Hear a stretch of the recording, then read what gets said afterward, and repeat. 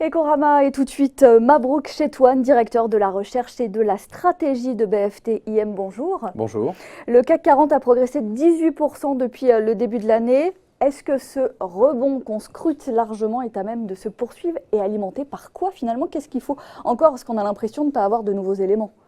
Alors, c'est vrai qu'on a une croissance des indices boursiers qui est assez, depuis le début de l'année, qui est assez impressionnante.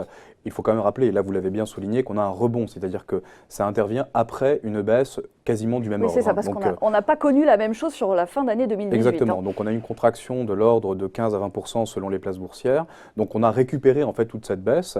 Et aujourd'hui, la question qu'on se pose légitimement, c'est qu'est-ce qui pourrait permettre finalement d'asseoir cette tendance pour le futur. Alors on a quelques éléments plutôt positifs, effectivement, qui sont en train de se dessiner. Ça a été rappelé notamment juste avant, c'est-à-dire on a une croissance économique qui, bon an mal an, finalement, tient. On a eu beaucoup d'incertitudes au début de l'année, en fait, avec notamment la Chine qui inquiète énormément les investisseurs.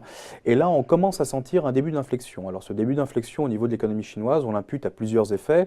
Premièrement, toutes les mesures de politique monétaire qui ont permis un soutien du marché immobilier notamment, qui est un gros driver, si je puis dire, de l'économie chinoise. On a également la consommation qui commence à remontrer quelques signes finalement de positifs en quelque sorte, et la production industrielle qui est là aussi un poumon pour l'économie chinoise, qui de nouveau montre des signes de stabilité d'une part. Donc après, on verra pour la croissance. Donc on a déjà un des moteurs principaux de la croissance mondiale, qui est la Chine, qui cesse finalement, dont la situation économique cesse de se dégrader. Donc c'est déjà un point positif. Ça lève une incertitude. Alors, ça ne les lève pas toutes, puisqu'on a effectivement encore, il faut confirmer ce rebond. On est dans une phase de stabilisation, on a cessé de diminuer, de baisser en quelque sorte. Et donc là maintenant, il faut que les différents indicateurs conjoncturels repartent à la hausse. Donc bon, on a bon espoir effectivement de voir tout un tas de mesures qui ont été implémentées par le gouvernement en parallèle de tout ce qu'a fait la Banque centrale chinoise, notamment en termes de baisse de taxes sur la TVA, enfin de diminution de taux de TVA, etc., porter ses fruits, notamment sur le volet consommation. Et quelque part, c'est tout à fait cohérent avec ce que cherchent à faire les autorités chinoises, c'est-à-dire rendre moins dépendant l'économie chinoise du volet externe, dont on sait justement, et on va en reparler, que c'est un facteur possiblement soit de risque pour les marchés, soit de hausse, de soutien à la hausse, rendre moins dépendant l'économie chinoise de ce volet externe en pérennisant quelque part les moteurs internes, à savoir la consommation des ménages, l'investissement des entreprises privées et plus marginalement effectivement la dépense publique. Donc les moteurs internes en premier lieu.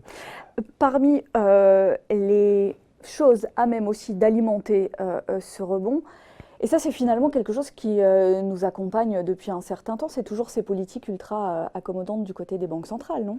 Alors, effectivement, on a aujourd'hui les banques centrales qui ont clairement indiqué que l'accommodation monétaire, les politiques d'assouplissement quantitatif, etc., continueraient de soutenir l'économie pour éviter finalement le risque de déflation, les risques sur la croissance, etc. Donc la Fed, la BCE, qui sont les principales banques centrales, ne vont d'un côté pas augmenter leur taux d'intérêt, de l'autre côté continuer finalement de mettre en place des politiques non conventionnelles, des politiques monétaires non conventionnelles pour soutenir l'économie. Et donc, cette injection finalement de liquidité a deux effets.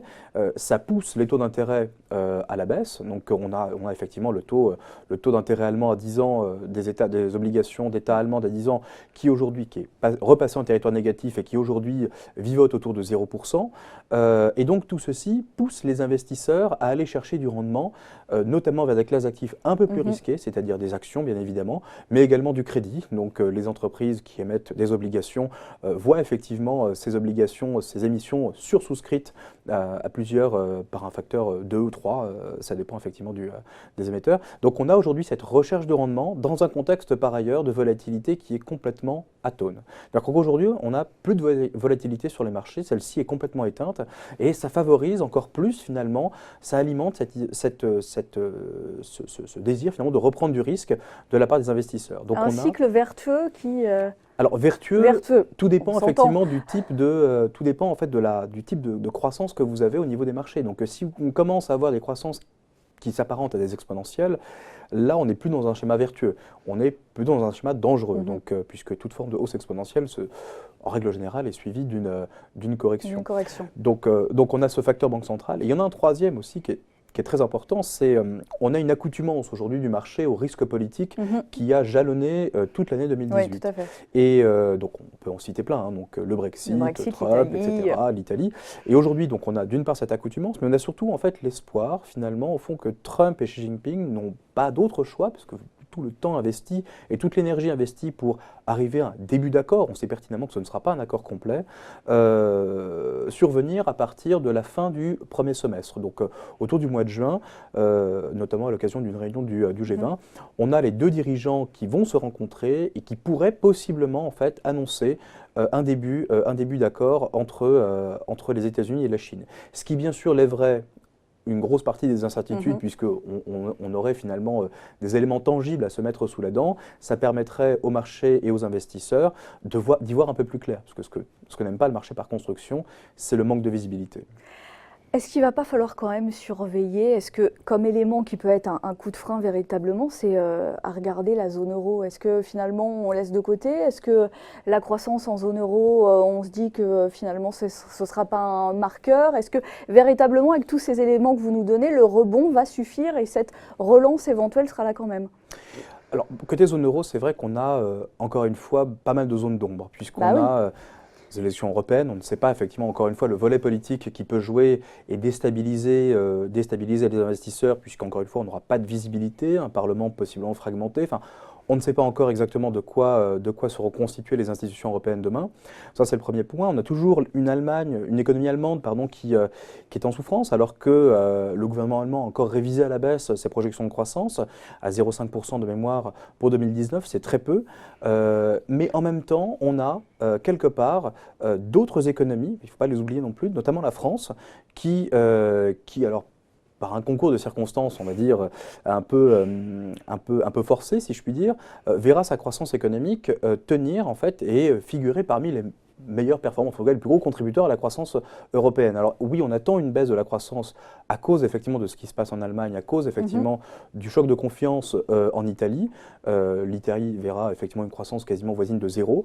Mais pour autant, la croissance européenne sera suffisante pour au moins stabiliser le chômage, voire même observer une légère poursuite de sa décrue. Donc en soi, finalement, la situation n'est pas si catastrophique que ça en Europe.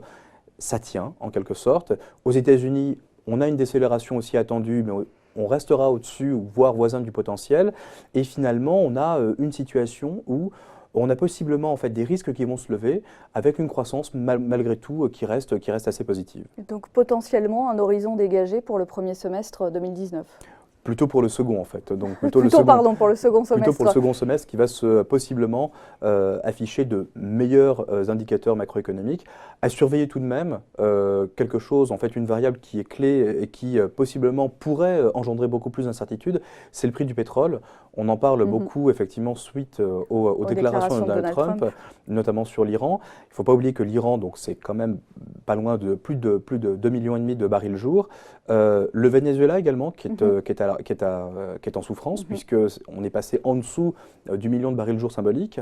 La Libye également qui connaît des difficultés. Donc on a de nouveau Donald Trump qui agit sur le plan politique, si je puis dire, qui à travers justement ses actions politiques déstabilise finalement le marché pétrolier. Donc, et il compte sur ses homologues saoudiens pour pouvoir justement équilibrer la balance et faire en sorte que la production, limiter le choc d'offres.